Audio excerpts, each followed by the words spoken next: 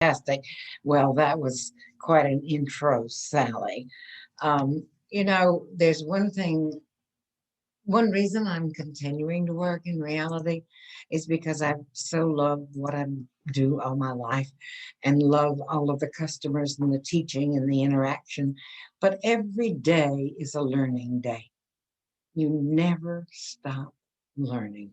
I don't think that I've ever attended a seminar or a presentation that I didn't come home with something from that because each of our experiences are a little different. And so while I'm going through things today with herbs, um, it may be a little different than what you're accustomed to, but that's not a bad thing. I enjoy those differences. And I am talking about something today that I totally enjoy. People frequently ask, what is your favorite plant? And I frequently say, the one I'm standing in front of. However, herbs certainly fit that category. I was born and raised in the deep south. A lot of things were fried. I really got away from that, although I absolutely have to have fried chicken a couple of times a year at least, and replaced a lot of that with herbs.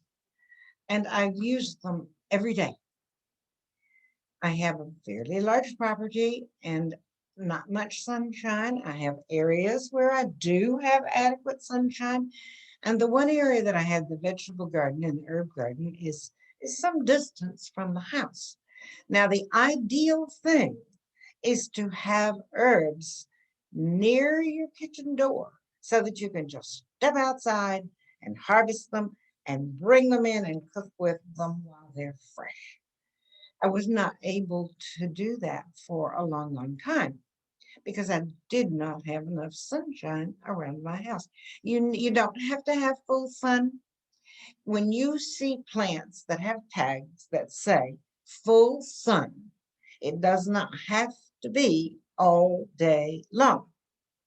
Most of these plants require a minimum of 6 to 8 hours of full sun. And that can be morning, afternoon, or mixed through the day, as long as they get adequate amount of sun. Unfortunately, I lost a couple of very old and large oak trees in my backyard. And so I said, time to make lemonade. I brought lots of containers and circled that patio where I lost that tree. And now that is my major herb garden. But I am going to share with you first a few slides, primarily from my garden. And those are the pictures that I frequently use on these shows because that's where I am when I'm not here most of the time. And with all the COVID thing, of course, we haven't been out and about very much. So, welcome to my garden. Herbs, fantastic in the kitchen. They are beautiful also. And what you see are things that I've brought into my cutting board, and they'll go in various dishes, whether it's a stir fry or a casserole or a salad. And yes, I have included flowers. Nasturtiums, particularly, are wonderful because they're so edible, and I love the flavor of those. Marigolds, which are such a compliment to the herb garden, are also edible, although I'm not particularly fond of the flavor of those. I use them a great deal in garnishes. Now, this was several years ago. I decided because I didn't have enough sunshine around the immediate house that I was going to do a veggie and herb garden in the driveway. This is a very broad section of the driveway. And it was very successful. This is mid-season and it's showing you a lot of large containers because I believe in large containers. And there are actually tomatoes and peppers included with this. This is a view of the same garden in the back. Now, guess what? I do have deer. And the deer don't really like herbs, but I just didn't stop and think. They do like the vegetables, they like the tomatoes. And so I wound up putting a little fence around the back of that so that they couldn't get to them. And I only did it that 1 year, but it was successful. It was wonderful. And what a mixture of things I had in that garden. Okay, this is the back garden. That was my vegetable garden and my herb garden. And as time went by, because we've been there for many years, as time went by, it got more and more shade. And I haven't been able to garden as extensively there. But the herbs don't seem to require quite as much sunshine. And in the meantime, I'm sorry, gotta take care of it. Are you prepared to take over? I'm so sorry.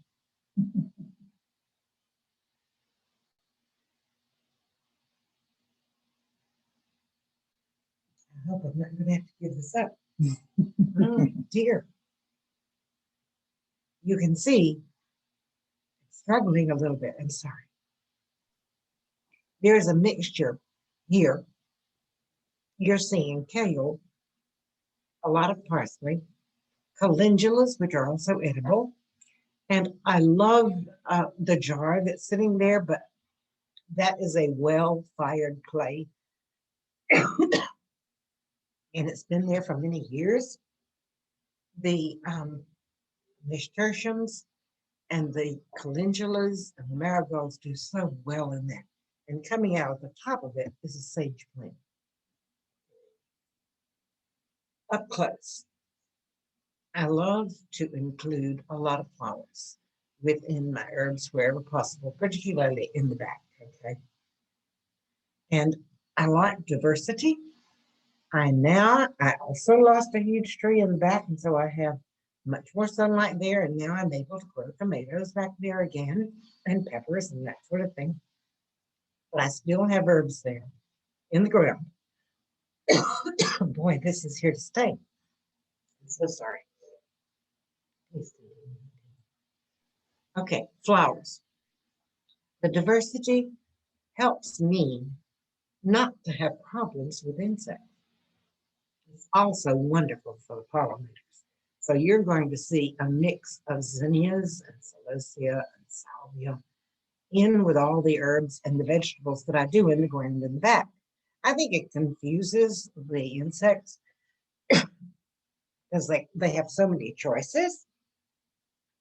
I hope you all are able to hear me over all of this. I'm so sorry. We've got you. I'm sorry, Peggy. Take your time if you need to. Go ahead. Okay, this is in the ground, still in that area, but interesting. That is thyme at the bottom of this.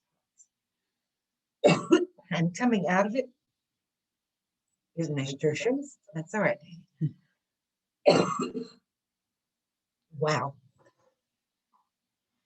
And a plant that I use constantly is rosemary. A really hardy type of rosemary is either Hardy Hill or Arc. Most of the time I use Arc because it normally goes through the winter nicely. It even wintered well the last couple of winters in containers for me. Continuing with that. Okay, this is my veggie herb garden in ground with containers also. That is in the back part of my garden where I do now have quite a bit of sunshine again. And there is a real mixture there. What you're seeing in the foreground is the creeping thyme and the oregano and the sages, so many different ones. But it's awfully nice to have that diversity and have it be attractive. And the more you have, and I plant densely, because my space isn't that large when you include vegetables also. And when you plant densely, you don't have as many weeds to worry about. And I don't till my soil. It's good soil now, and I use compost on the top and the earthworms work it in so that I'm not constantly turning up new weed seeds.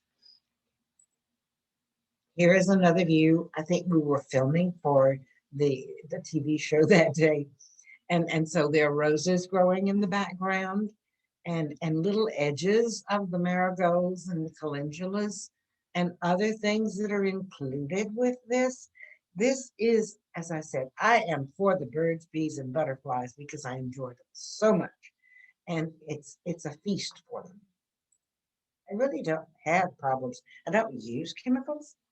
And so it's nice to have these things and have the birds, bees, and butterflies take care of the insects.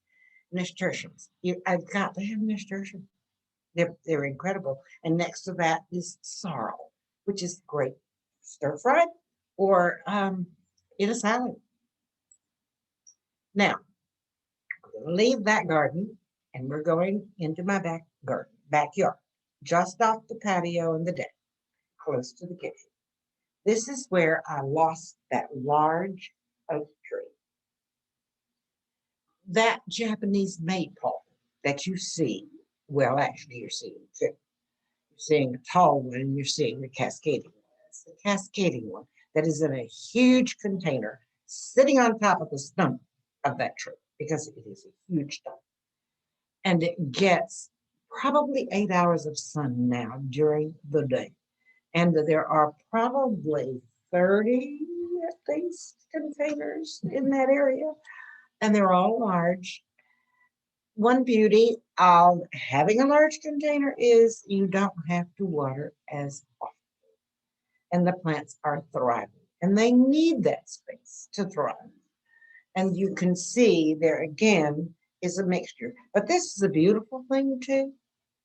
Easy to step out the back door, harvest, use fresh, but it's beautiful because so many of these are either variegated or they're golden, and the green mixed in with all of those is really lovely to look at. A little bit closer view, and here again, there's other things planted around these containers, which also makes it interesting. There are ferns there, there are annuals. And I have on the opposite side of this, I have a number of containers that have flowers in them. So it's dual duty. Here, this one is not quite simply a picture, but in the foreground of that, you'll see a lot of parsley because I use a lot of parsley. Behind that is a variegated sage, and I likewise I use a lot of sage. Now, this one says golden thyme. It isn't. I'm not sure how that wound up in there, but it's golden oregano, which is very tasty. And behind that is a green thyme. It's probably mother of thyme, okay? And again, for interest is the marigolds. And they bloom all season long, particularly if you deadhead them, which is a good idea. Again, the sage that's my favorite to cook with is the Bergarten sage. And growing in with that is tarragon. Now, I also like chives. I cook with chives. I use them sometimes for a little bit of an oniony taste when I don't want a lot of onions. And they're very easy to grow. I do need to warn you. And by the way, the flowers are edible, whether they're the regular chives or the garlic chives. I do need to warn you, though, particularly for some reason with the garlic chives, if you don't deadhead before they go to seed, you will have more of those than you really want. This was a year that I included in the center of these herbs a cherry tomato, but I kind of ditched that idea when I went back to the back garden with tomatoes. But planted within the herbs, the deer didn't seem to bother it because I certainly did not want to fence that off. Okay, here's some other thoughts. This is not my garden. Where could you enjoy these things? My neighbor did this on the side of his house that got a lot of sunshine. And in the back, he had the most beautiful tomatoes harvested all season long. So it was very much a layered garden. He had a lot of basil and the basic herbs there. And then in the very front, he planted alyssum to complement it as a little border plant. But one could use herbs as that. You could do the marigolds. I did that in the in-ground thing that you saw, but there are a number of the herbs that would be lovely so that the entire thing was edible. Okay, now David Yost has done a couple of things on his back deck that I thought I would like to share with you. And this is basil. And we will have, I don't know whether we have them today, but we will have the new basils that are resistant to the mildew that has been a problem with the regular basil. I grow a lot of Thai basil, but it is too cold outside right now. Wait until the temperatures are a little higher, particularly at night.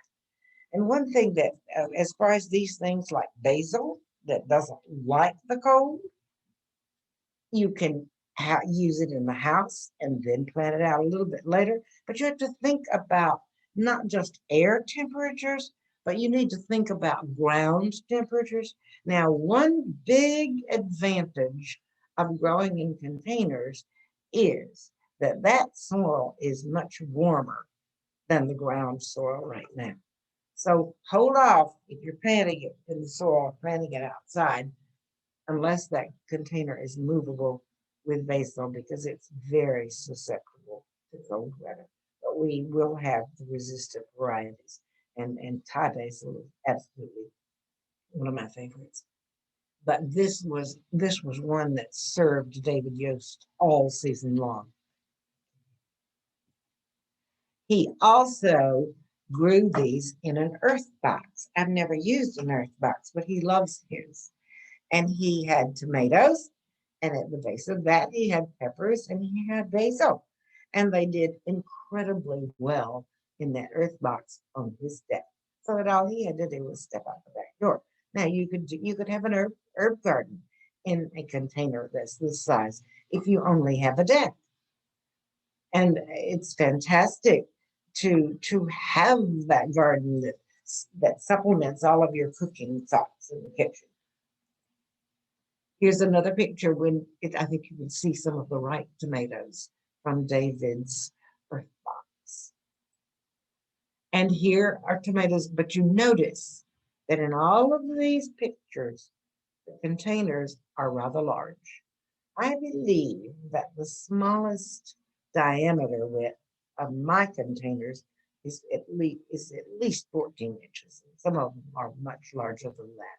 And I would guess that these are probably 16 to 18 inches with plenty of room in the bottom. And you can harvest them all season and they're so easy. This was a friend's house and it actually is showing it in quite a bit of shade here, but the sun patterns change during the course of the day. And so it does get enough sunshine. And what an attractive way to display her herbs right outside the kitchen door. And they're marching down the stairs. Now, if she had a larger herb and vegetable garden several steps out from that where it would get regular sunshine. I always like to encourage you to include children in your gardening because they are our future. And it's a wonderful learning process for them. And right now, I think it's a good distraction for them. But the joy of getting out there and seeing these herbs and vegetables progress and bring them into the kitchen and help to cook with all of these things.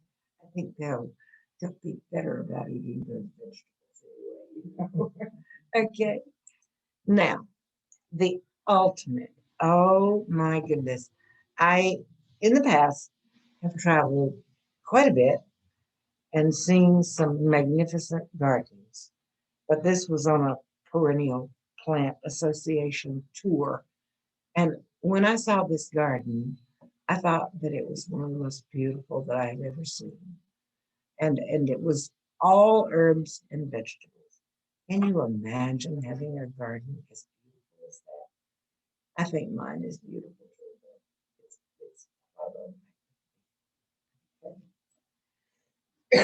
It's hopefully I've gotten a little bit of that voice back.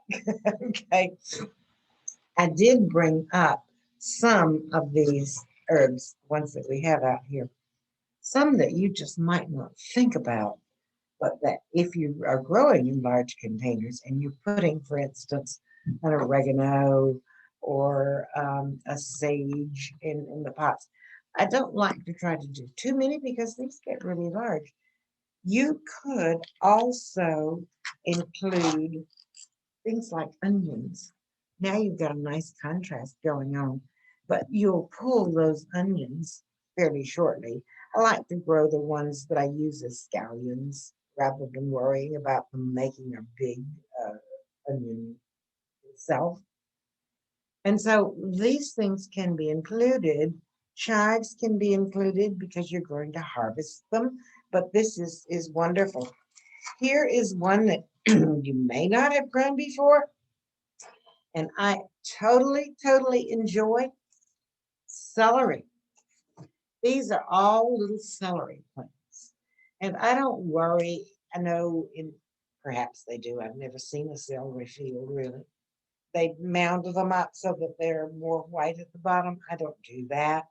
And I don't worry about it getting big and mature. I go out and harvest from this. I don't cut the whole thing, harvest from it and use all those fresh leaves. It is fantastic. And I can grow in a 16-inch diameter pot. I can grow all four of these and harvest through the season. I thought that I had brought, yes, I wanted to show you this one also. This one is called celery leaf, and it's a cross. So you just use the leaves. The stems don't get as large as the celery, but chopped up in a salad or chopped up in the, I'm really into sauteed things right now, and it works so beautifully for that. But thinking of beauty of these things too, again, you've got contrasts going on with herbs, just like you've got contrasts of leaf texture going on in your landscape. Here is another fun one. I need to talk to you a little bit about this one. This is absolutely one of my favorites, but it's a love-hate relationship. This is bronze fennel. And look at the shapes of these leaves. It's just as pretty to get those beautiful shapes from the leaves, textures from the leaves, as it is to use them in cooking. But they're makes the most beautiful salad when you use some of these things. All right, let's go back to this bronze fiddle and this lovely relationship I love the flavor of it, and several of my grandchildren make a beeline for this because they love the flavor of it. I love the bronze of it. And now this is a tall plant. This is a 3 foot plus it shoots up the seeds. Just wonderful. And I love to use the seeds also. They're a lot like licorice for me. But I think that every seed they set sprouts, and they're not fun to pull up because they're tap rooted. So be prepared to either remove those seeds or when you get the little seedlings, get rid of what you don't want right away. Now, that's not so much of a problem if you're growing in a container, but remember, it gets big. It gets 3 feet tall at least, but a fantastic plant. And it's beautiful mixed in with flowers for pollination, for pollinators. And I have to deal, when I say it's a love-hate relationship, I have to deal with the seedlings because I don't cut those seeds off because the finches and the birds absolutely love them. Another one with that texture, of course, is the parsley. And I use a lot of parsley in my cooking. I like, particularly among the thymes, I particularly like the lemon thyme. It just, if you could smell this, it's just divine. Love that point. Okay, I need to talk to you about how I plant these in containers because it really works very well. You know, I can't zoom in on things, but I did bring up a container that for fun, I planted a beautiful kale in the center. Now I could harvest that kale now that these have gotten somewhat established, and then they will fill in. So I'll remove that kale and eat it or use it in a salad. And then I'll have my oregano and sage, and I think what is on the other side? Probably thyme. And I've mixed the violas. The violas are great garnish too. And the violas really outperform the pansies. Going into heat, they last for a long time. But we've kind of gone past the pansies right now and we're going into other things. But I love using them in early containers. Okay, how do I do my container?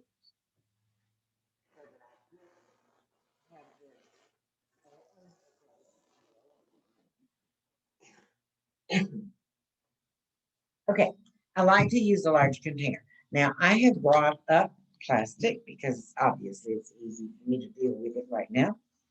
That it's very lightweight, but it's nice and hardy. Okay.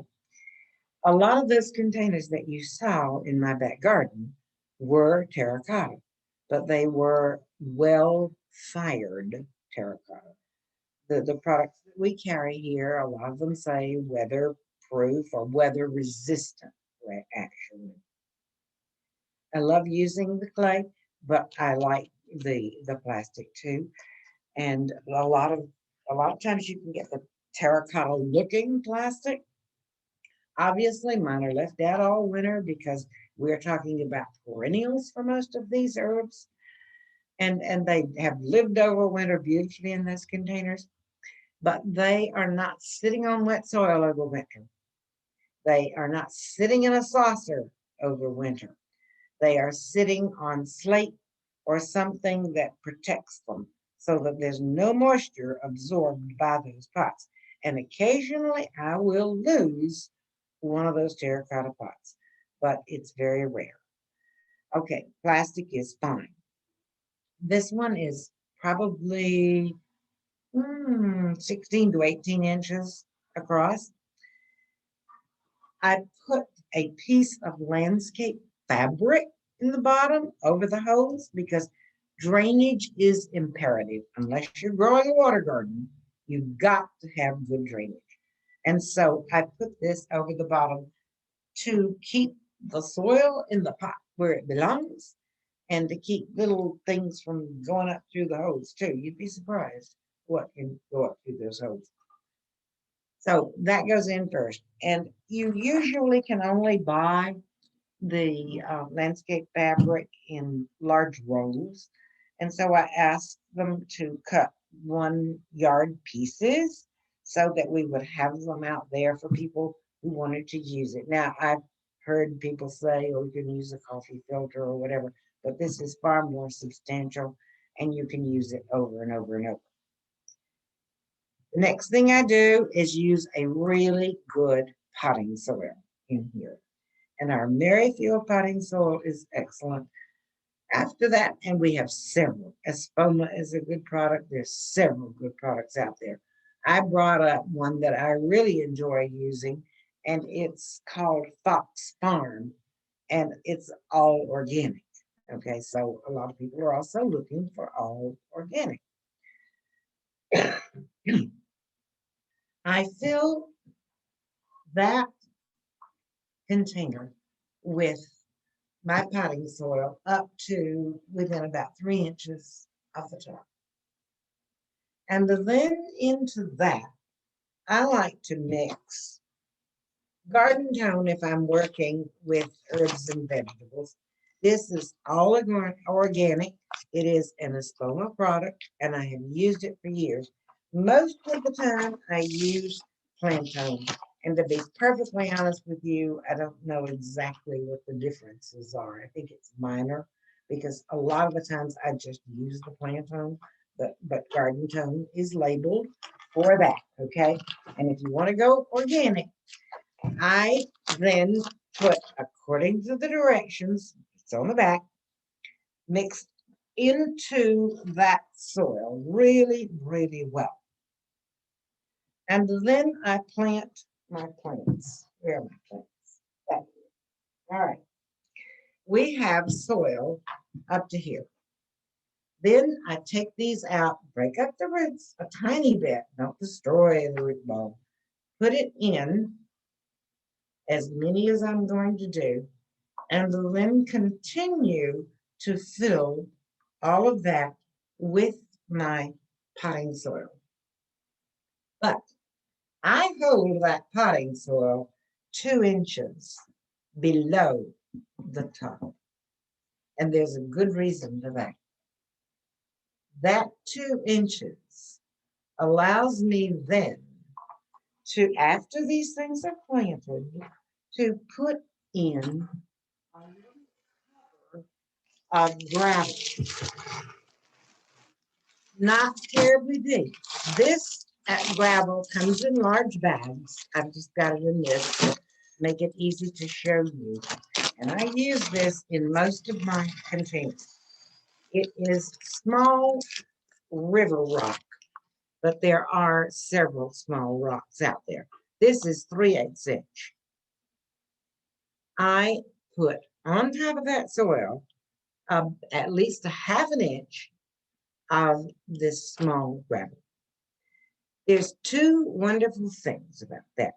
One is squirrels love to dig in fresh soil when these are first planted, particularly. And it's very annoying to go out and find your plants on the ground. So this deters them from doing that. They don't like digging in the gravel. But as a side effect, I discovered that watering is so much easier. Number one, you're holding it down from the top, at least 1 inch from the top, because it is very difficult to water a container that's filled all the way to the top. And when you're watering and you have this little gravel on the top, the soil stays in the pot. You don't wash it out. And that's wonderful because it's not so messy, number one. I don't use a little rose thing. It's too slow for me. I've got too many containers. So when I'm out there watering, it's a big time job. I'm using the hose and I'm actually putting my finger over it. And I never wash the soil out of the containers when I do that.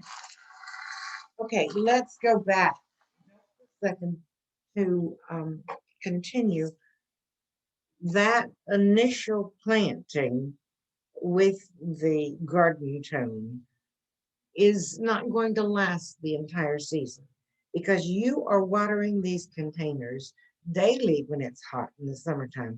And so you're washing those nutrients out.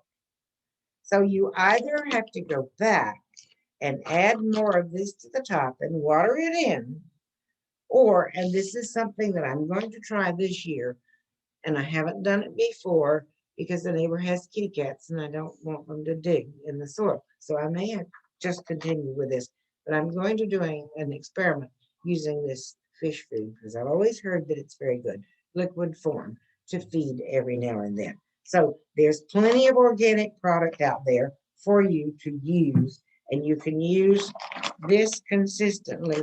Just have to add it a couple more times during the season to accommodate for the fact that the nutrients are being washed out by the water.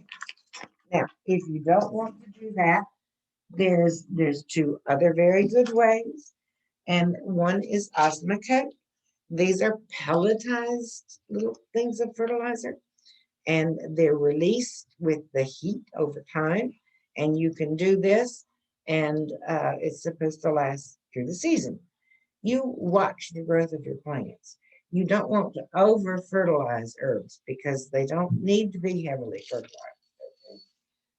You can also periodically use, if you wish, the all-purpose Jack's liquid fertilizer, according to the board. Like I say, don't over fertilize. Now, I have mentioned before, and I'll mention again, I only show my favorite things. And I was very pleased that a gentleman came in yesterday and said, I love that trowel. This is Wilcox, Wilcox, and it's made in America. And I love the leverage that it has. I can dig into here, and it's fantastic. Easy to use in the ground or when I'm doing my containers, and it's wonderful to mix with. Okay, I have a lot of questions about soil and reusing the soil.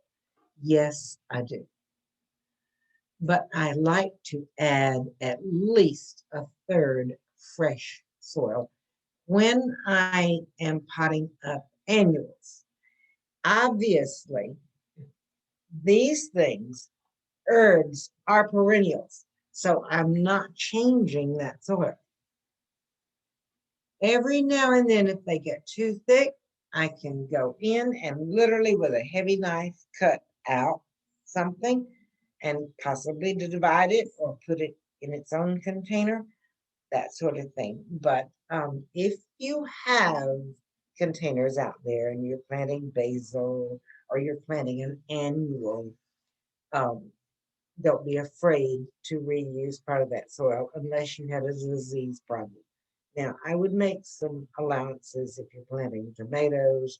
Um, they need some fresh soil every couple of years for sure. Okay, Sally, do we have questions, honey? Yes, we have a lot of questions coming in. Just first of all, I want to give a quick apology in case you can hear. I have a little bit of a cold, so if I start coughing, my apologies. I am by myself. There's no, no risk of me spreading it. So, yeah, sorry, Peg. I feel like I'm sending you the bad karma today. Well, here again, I have to apologize too because I was not expecting that at all. There was a couple of times on the TV show, toward the end, particularly, that I kind of became allergic because I would pack my car with all those flowers in the summertime and it was in there overnight. And then, of course, drive to the studio to set these things up really early in the morning and get there and put them into place. And there were two or three times that I literally lost my voice Oh, wow. because Yeah.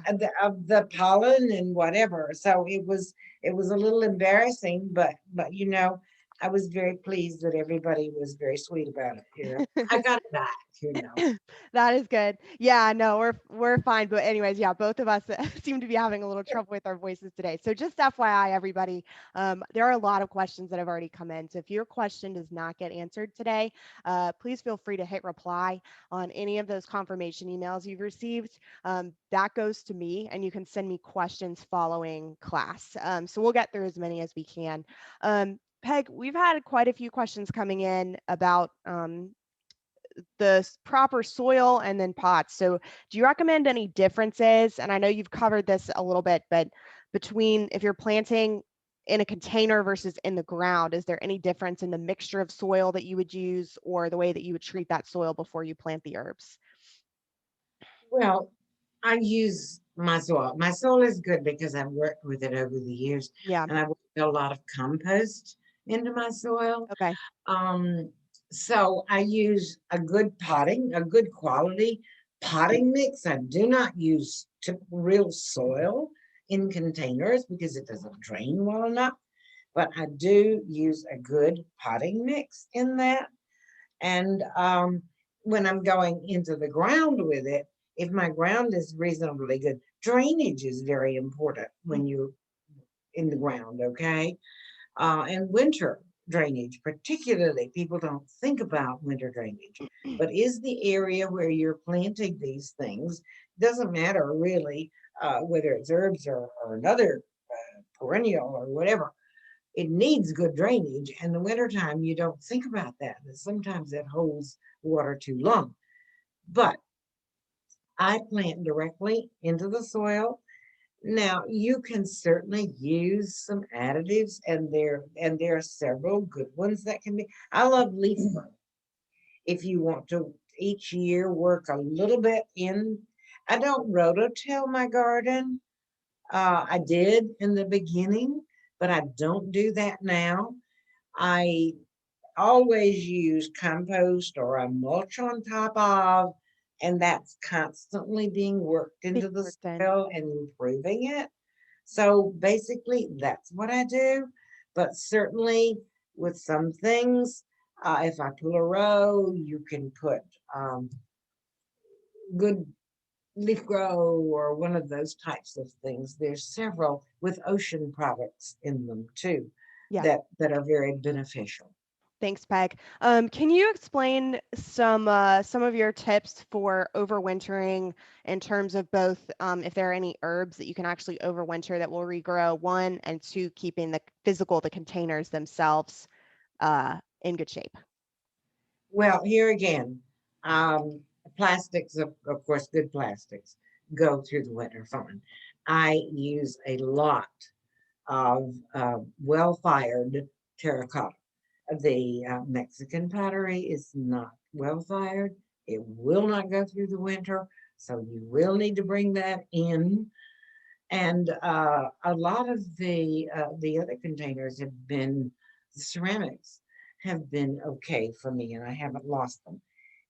You will lose them if they're sitting on cold ground. If they're on a patio, I raise that off the patio. You can buy some of the little things with wheels on them. Do not leave a saucer under any of these over winter because it'll fill with water and the water will cause those things to break.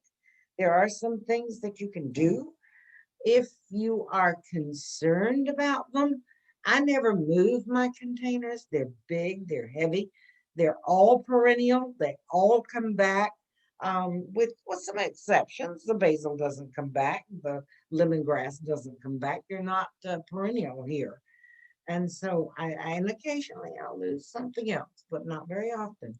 Almost all of these herbs that I've talked about, the thymes, the sages, uh, occasionally I will lose a rosemary, but I haven't for a while.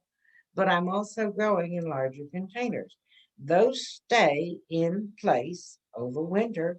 And if I took a picture today, you could see they're all coming back. Some may die back to the ground almost, and then they flush back out. So they're ready for me to use right now. They're beginning to grow already. Now I will add my nasturtiums, add my marigolds, and all of those because they're annuals. Okay. So as far as containers are concerned, don't sit them where they're going to be in water. If you are concerned, you can pull them up closer to your house. You can also put bubble wrap around them, tie it in place, and to make it more attractive, put a little piece of burlap around and tie that in place if you're concerned about it. Okay. If it's on a deck where air moves all the way around him, then you might do that, but make it attractive with pretty burlap on top of bubble wrap. Thank you, Peggy. Can you talk a little bit about harvesting the herbs? Do you have any tips for harvesting them in terms of cutting them so that they grow back enough, like you're not, once you trim them, they're just gone type of thing? No, no, no, no. You never trim it that hard, you know. Here's this sweet little guy here, which I absolutely love, and with my little George chin scissors. You all get a coupon, right? So George chin scissors, trowel, whatever. Okay, just snip like so, and use those pieces. Now, I'm I'm not lazy. No, I can't call myself lazy, but take some shortcuts now and then. I know you can pull those off, the little leaves, and use them. A lot of times, if I'm doing soups, particularly, and I make a lot of soups, or even stir fry, I'll put that entire thing in, and then I'll kind of have to fish it out because the stems are not so edible. Okay, as far as harvesting, because that's how I do that. Now, that's going to grow out because it has, you can look at it and see the little leaf structure here. When you trim this off, below those leaves are going to come out and make the next ones, okay? So don't trim so heavily. All right, obviously with the onion, you're going to use that whole onion, okay? With the celery and the celery leaf, you're going to cut stems off it. And this is going to keep growing from the center. And then you'll cut another stem. Does that, do you think that answers the question well enough? I think so, yes. Um, do you ever grow your herbs from seed or do you usually use plants, transplants? Um, I use transplants. Yeah, I do. And certainly you can grow it from seed, but I'm impatient. I want I am too. Yeah, Understandable. I grow some vegetables from seeds, absolutely. But the herbs are slower. And I don't know. Now go back. I can't say that broad spectrum. Certainly basil can be grown from seed. And Thai basil. Oh my goodness. I love Thai basil. But I love to include a lot of the Thai basil out in the garden because that is a magnet for the butterflies and the hummingbirds. They love it. So I let the Thai basil go into bloom. It's wonderful. Thank you, Peg. We have a couple of questions about timing for planting herbs as well as like sun requirements. So one person asked, they said they have a full sun garden. They want to know if there are any herbs that they won't be able to grow once it starts getting hotter. Um, Most of these herbs will take the heat, okay. and that's fine. I'm looking back at the ones that are sitting here. Every one of them will take the heat. That's great. Good to know. And the next question is, are there any that you can get away with growing in more shade? These plants that I have just shown you today and have talked about really need a minimum of 6 hours of sun. But that can be cumulative. Can be morning sun, can be afternoon sun, can be dappled light through the day. But they need sunshine. Now, if a more shady environment, but they still need some sunshine, all of the leafy vegetables are fantastic. You can usually grow lettuce and all of the collards and the kales and all of that kind of thing. And even I've had reasonable success with green beans, believe it or not. But tomatoes and peppers and so forth require a minimum of 6 hours of sunshine. Thank you, Peg. What was the type of rosemary? I think you mentioned a hardy rosemary or a couple of your favorite types. We have a bunch of people who are asking what that was. Absolutely. The one that has been best for me to overwinter is ARP, ARP. Another good one is Hardy Hill. There are some that have slightly different flavors to them, and people really enjoy them. And the creeping ones because they flow out of the containers, but they've not always been hardy for me. So when I want one that's going to be hardy, it's going to live over the winter. It's ARP, ARP. Okay. Thank you. Next question is about the flowers that you like to plant around the herbs. I know you've mentioned the marigold and the zinnia. Are there any others that you like to use or that are edible? Marigolds, zinnia, calendula, and the pansies and violas are the major ones that are actually edible. And talk about learning. and I need to do a little bit more research on this. But there are a couple of things that you do need to be a little careful with. Of course, rue, number one, is included in the herb family, but a lot of people are allergic to the juices from that. And so if you grow that, be careful not to get it on your bare hands, because you might be allergic to it and it can have a reaction that's very similar to poison ivy, Oh, you know. Yeah. yeah, that's not good. Um, what was the name of your favorite sage? Bergarten, Bergarten is Okay. my favorite. And it's very recognizable because its leaf is broader.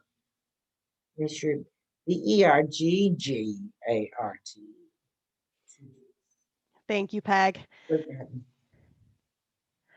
All right. So this person says that they're new to gardening and they want to know how much room they should be giving the roots to grow within the containers. So I know you said you usually recommend no smaller than a 14-inch container. But is there like a number of plants or an amount of space that's a general rule of thumb? Well, Beyond. I believe that an established rosemary, which can get to be quite large, needs at least a 14-inch pot. And that's my favorite way of doing it. And while it's growing, you could grow nasturtium or something else, the side pansies or violas in the season. Um, don't fill your container with so many plants that they crowd each other out because the time will get. I put 3 or 4 in a 16-inch, but I'm also talking about some depth here too, so that those roots can go down. They do need some root space, okay? You can grow these things in a smaller container. They're not as likely to overwinter in a smaller container. But unless you're an avid waterer, you're not going to be able to keep them watered in small pots in the summertime. They may need watering twice a day in the heat of summer. Okay. Yeah. Oh, sorry, I had myself on mute. Thanks. That actually branches nicely into our next question. Do you have any tips on watering herbs that you would share with everybody to make sure you're watering them correctly? Well, yes, it's very important to water correctly. Um, you can keep the soil too moist or you can let it go way too dry. Water thoroughly. And this applies to the garden or to the container that you're planting in. Be sure you stand there and water it long enough that that entire root ball is moistened. And then don't water it again until you feel the soil. And yeah, it might have some rocks on it, but you could get down under those. And you think, that's getting dry, you know? Don't wait till all their tongues are hanging out to go water them, okay? But don't water them really well and it rains 2 days and you water again without checking, okay? Because you want it to be moist, you want it to have water, but you don't want to keep it sopping wet because that will rot the root system. Okay. Thank you. Next question is about any herbs that are perhaps invasive or aggressive spreaders. Are there any that we should be aware of when we're planting that maybe need to go in containers? Like mint is the one this person example that I mentioned that I know is in fact quite aggressive in its growth habit. Top of the list is the mint, but mint are wonderful. So if you've got a back corner of the garden somewhere that you don't care, you can plant it and let it go. Absolutely. And there's some fantastic. We have a lot of requests for mojito mints Yeah, these I've days. grown that myself, but I always keep it in a container so it doesn't. Well, I certainly advise you to grow your mints in containers. Other than that, and as far as invasive is concerned, we're not thinking just about root systems, but seeding. And certainly, for me, The garlic chives is just all over the garden because I'm not always good about going out there and cutting off the seed heads. And they are magnificent when they bloom. They're so beautiful. And those and the regular chives, oh my, they are really beautiful and they're edible. Those are edible too.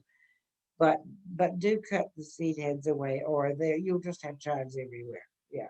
So that's another one. And I mentioned the fennel that seeds prolifically. So it's not just root systems, it's seeding too. Other than that, I don't have any problems with the others. Okay. Thanks, Peg. All right, so we've got a lot of questions about two specific herbs that people apparently are finding a little bit challenging. One is cilantro. Do you have any recommendations for growing cilantro? We've had a lot of requests for help with any tips for growing that herb. Cilantro does not like the heat. Ah, Cilantro likes cool. When it gets really hot, cilantro bolts. That's just the way it is. So planting, there's one from seeds. You mean you can start out with the plants right away. You'll have cilantro, but here you can plant periodically with the cilantro because you want to grow it, let it get up, use it, and move on. It's not a long-term perennial. Okay? Think of it that way. thanks, Peg. And then the next question that we've had a lot of requests for some assistance with is ideas for helping grow basil. This specific person has said it seems to grow healthily for a little while, but then it starts to get stringy and sort of sad. But now, if you want to address the stringy thing, then what you need to do is pinch it back. Use it. That's the way to keep it nice and full and keep it from being stringy. Either it does not have enough sunshine, or sometimes that can be a reason why it's stringy. But cutting it back, what best? How about this oregano back here? If you have this plant, snip it here, and then it'll branch out from here. But use it. That's the main thing to do. If you don't use it, it's going to get stringy. Thanks, Peg. Don't let it go to seed. All right, we've only got a couple minutes left. So actually, one question I forgot, we had a few people ask. In one of your early pictures, you had what looked like pine needles. Were you using, was that pine needles or pine straw? Oh, absolutely. I love pine needles. They're very attractive to me, but they discourage some things too. I think they're good against slugs, but that's nostalgic. Growing up in the deep south. Yeah, I have the same experience. Love it. Yeah, that's what I thought it was, but we had a few people ask if that's what you were using in your garden. So, all right, it is 12:59. So, just want to give a quick reminder to everybody, if we didn't get to your question today, please feel free to send me an email. If you want a copy of the recording, please feel free to send me an email. We do have another class coming up at 2 o'clock on azaleas. If you want to join that class and didn't know about it, you can also send me an email, but change the subject line, make sure it says azaleas, because I only have a few minutes before I have to log on. So I've got to go through and check really quickly to see. You can go online and sign up for that too. Peggy, is there anything you would like to close with before we conclude? No, just use them, plant them, and use them. If you've never used them extensively, you'll be pleasantly surprised. Thank you. Any excess, don't forget, you can harvest them and freeze or dry. Yeah, definitely. Thank you so much, Peggy. Joy. Thank you so much. And a quick reminder to everybody as well, the coupon that I usually send out for those of you who are regular attendees, it might be going out tomorrow morning just because of our class schedule today. So if you're expecting one this afternoon, just be aware it may come later or even tomorrow. So thank you all so much for joining us today, Peggy. Thank you. We look forward to seeing you all again at our next class. Have a good day.